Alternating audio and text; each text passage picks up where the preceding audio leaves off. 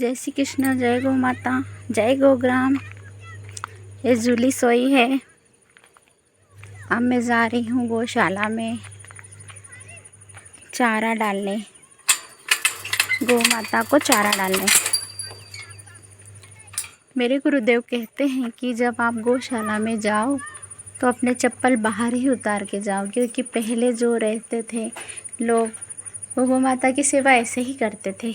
जो ऋषि मुनि रहते थे वो अपनी पादुकाएं कभी भी गौशाला में नहीं ले जाते थे। और पता है, संतों के मुख से मैंने सुना कि जो अपनी गौ माता है, जो हमसे बहुत लाड़ प्यार करती है, अचानक वो यदि मारने को उद्यत हो जाए तो समझना चाहिए कि हमारे ऊपर से बहुत बड़ी जो संकट हमारे ऊपर आने वाला था वो टल गया। तो हमारी गौ माता हर प्रकार से हमारी रक्षा करती है। मैंने भी हमारे गुरुदेव के मुख से अभी ही सुना, तो मैंने आज से अपने पाँव के चप्पल गौशाला में बाहर उतार दिए, क्योंकि गौ माता जहाँ रहती है वो मंदिर के समान होता है। मंदिर के समान नहीं, मंदिर ही होता है। और अपने हाथों से गोबर निकालने पर हमारे हाथों की रेखा बदलती है। अतः मैं अपने हाथों से ही, वैसे तो मैं हमेशा अपने हाथों से गोबर निकालती हूँ, लेकिन कभी कभी मैं पावड़े से भी गोबर निकालती हूँ।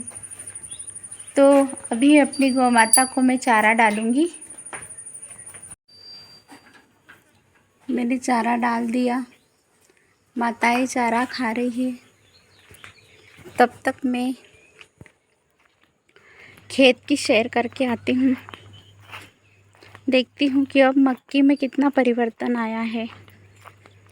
हाँ, तो मैं कह रही थी कि यदि गौ माता मारने के लिए अचानक उद्यत हो जाए तो समझना चाहिए कि हमारे ऊपर से आने वाला संकट टल गया। और ऐसे ही मैंने संतों के द्वारा ये भी सुना कि यदि गौ माता भागकर अपने पास आए और उसके कान में हम कुछ बोल दें तो हमारी मनोकामनाएं पूरी होती है। तो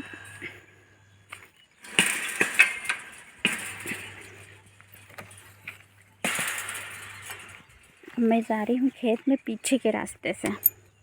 अभी तक मैं जब भी खेत में गई थी आगे से गई थी, अब मैं खेत के पीछे से जा रही हूँ, घर के पीछे से खेत में जा रही हूँ। देखती हूँ इधर से मक्की कितनी बड़ी हो गई है। ऐसे जाऊँगी मैं, देखती हूँ। मुझे सतर्कता से भी यहाँ से निकलना पड़ता है, क्योंकि कल रात को घर के अंदर नागिन निकली थी। क्योंकि हमारा घर थोड़ा खेत में है, इसलिए नागिन का निकलना होता रहता है।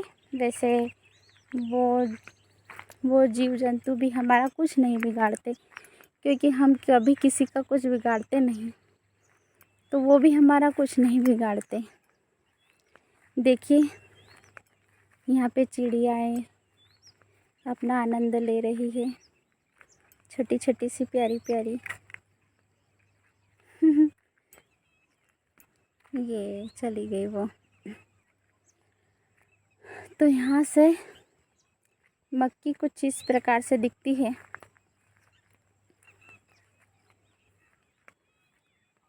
ये हमारी पाइपलाइन,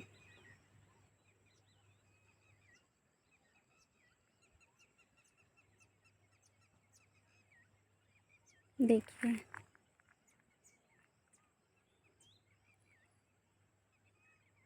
तो जो आदमी गाय की सेवा करता है, जो बहन गाय की सेवा करती है, उसे अलग से कोई कर्मकांड नहीं करना पड़ता, न प्रभु की सेवा उसे अलग से करनी पड़ती है।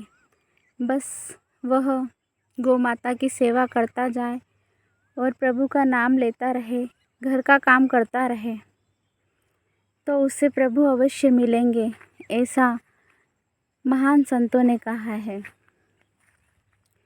तो इतना आसान काम हम भी कर सकते हैं। यदि हमारे घर में जगह नहीं है गाय रखने की, तो हम ऐसा कर सकते हैं कि हमारे द्वार पे जो गौ माताएँ आती है, ऐसे शहरों में भी गौ माताएँ द्वार पे आ जाती हैं। तो कभी कभी हम क्या करते हैं कि वो गाय को भगा देते हैं। तो हम ऐसा ना करके रोटी दे या ना दे, लेकिन हाथ जोड़कर गौ माता से विनती करें, प्रार्थना करें। वो प्रार्थना हमारी प्रभु तक चली जाती है। गौ माता की सेवा करने वाले पर प्रभु की विशेष कृपा होती है, ऐसा मैंने सुना है। मैं कोई भी बात अपने मन से नहीं बोलती। मैंने जो सुना है, जो पढ़ा है, मैं वही बोलती हूँ। देखिए, पानी अभी इतना अच्छा आ नहीं रहा है यहाँ पे, इसलिए थोड़ा सा मेरे यहाँ बताया है कि मक्की थोड़ी सी बीच में कमज़ोर है, लेकिन यदि पानी आ जाता है तो मक्की बहुत अच्छे से हो जाएगी। तो जो गौ माता की सेवा करता है वो इस धरती पर वैकुंठ में रहता है, क्योंकि गौ माता साक्षात जगत जननी श्री कृष्ण भगवान की आराध्या है। और उनकी सेवा करने वाला व्यक्ति हमेशा सुख समृद्धि से भरा होता है। उसके घर में धन धान्य की कभी कमी नहीं होती। वो हमेशा खुश रहता है। और गौ माता के ऊपर हाथ फिराने से सारी बीमारियां कटती है। ब्लड प्रेशर, शुगर, सारी बीमारियों को माता फटकने नहीं देती उसके भक्त के पास। मुझे भी पहले गौ माता रखने का कोई अनुभव नहीं था, लेकिन धीरे धीरे गौ माताएँ मुझे बहुत अच्छी लगने लग गई। रखने से उनमें प्रेम बढ़ा। और अब जब हम अपने गुरुदेव से या किसी शास्त्र में पढ़ते हैं, तो धीरे धीरे मन में ज्ञान बढ़ता जाता है और हम भी उस परम लाभ की तरफ बढ़ते जाते हैं। देखिए, यहाँ पे मक्की बहुत अच्छी है। यहाँ की मक्की बड़ी बड़ी हो गई है। उधर थोड़ी सी कमज़ोर है बीच में, लेकिन इसमें आगे तो ये मन है कि इस खेत को पूरा जैविक खाद से ही जैविक खाद ही दिया जाए। देखिए, यहाँ पे बहुत बड़ी बड़ी बड़ी मक्की हो गई है। यहाँ तो गौ माता के लिए चारा लगाया था, चरी, पर वो सक्सेस नहीं हुई, तो यहाँ फिर से लगाना पड़ेगा। देखिए,